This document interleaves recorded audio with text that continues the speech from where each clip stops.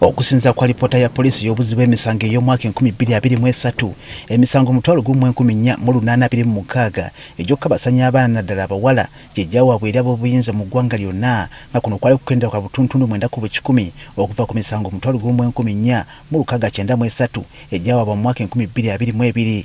Ebyeyolekera mu alipoota eno tebyawukana nnyo n'ebifulumiziddwa b'ekitongole ki African Uganda Chapter nga bano balaze ng'emisango egy'okukabasanya abaana naddala ab'obuwala abakyali abato begikyayisa enkuli bw'ogeraganya ku mugatte gw'emisango 2971 gye baazudde nga gyekuusa kutulugunya abaana mu bbanga ery'emyezi 6 egyasooka egy'omwaka guno 2024. Child dropout rate abaana abazaala nga bato omwana azaala nga tanabuza bya 18 abaana bafumbiddwa nga ba myaka mito enamba yeeyongedde. Akulira ekitongole kino kya African Nuuha Ignatius agambye nti egisinza okugatta akajjampu ne mu bbwa y'enkola ey'emitimbagano basedduvuto kubayita okudyekadyeka abaana abato. Ne basindika ebifaananyi ebibi, ne basindika obubaka obubi.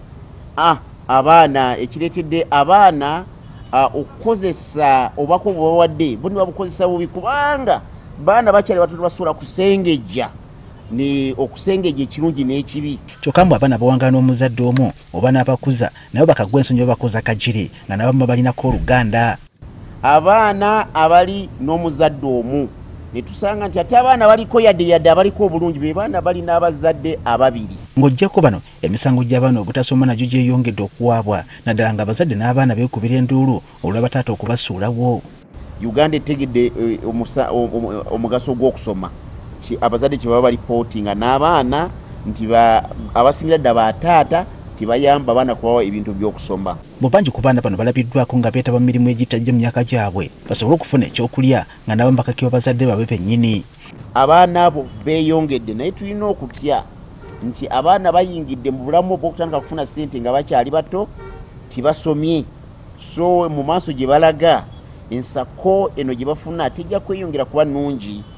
Erimu ku bitundu ebisinza okuba emisango nga gino kuliko ekyabugisonga ne wavayo emisango 512, Buganda mwavamu emisango 636, Busoga emisango 512, West Nile emisango 484, Karamoja emisango 401, songa mu Mambuka wavayo emisango 401.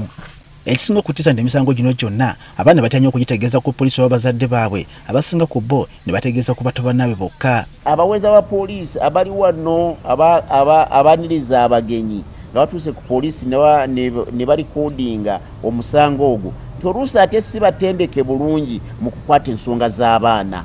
Abaana ne babeera nga babatya nnyo.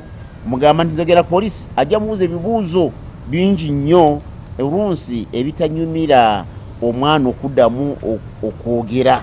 Bano baagala gavumenti yeekwanyekwanye ebeeko kyekola nga ekizimbe tekinasamba ddagala naddala ku mitimbagano egimazewo abaana abato. Tulina regulator era tusaba kyongeremu okunyweza obuweereza nga kiraba nti obuweereza obutasaana abaana babuteekeko poliisi ebikontrolinga ate n'ebibonerezo nabyo babiteekeko.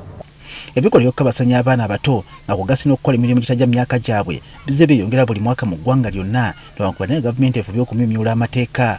Samuel Sebuliba agafeeyo ku Spark TV.